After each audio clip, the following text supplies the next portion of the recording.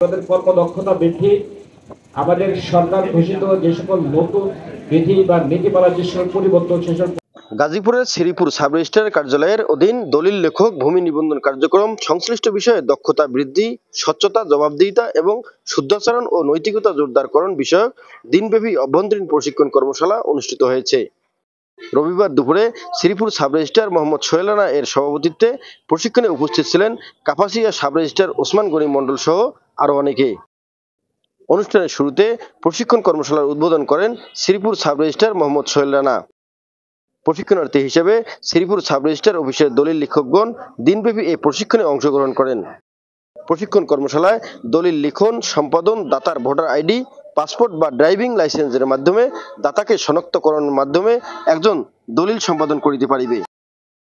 আয়কর বিধিমালা 2023 এর অধীনে পৌরসভার সকল দাতার টিন ও আয়কর রিটার্ন দাখিল বাধ্যতামূলক হয়েছে। আজকে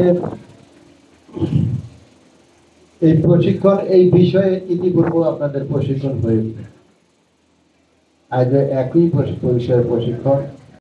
অভ্যন্তরীণ প্রশিক্ষণ কর্মশালার যে মূল উদ্দেশ্য আপনাদের কর্মদক্ষতা বৃদ্ধি, আমাদের সরকার ঘোষিত যে সকল নতুন বিধি বা নীতিমালার যে সকল পরিবর্তন সেসব পরিবর্তন বা নীতিমালা সম্পর্কে সম্যকভাবে ধারণা গ্রহণ এবং এই অনুসারে জনগণকে প্রকৃত সেবা দেওয়ার জন্য আপনাদের এই প্রশিক্ষণ কর্মশালার এই আয়োজন। News channel 24 news desk.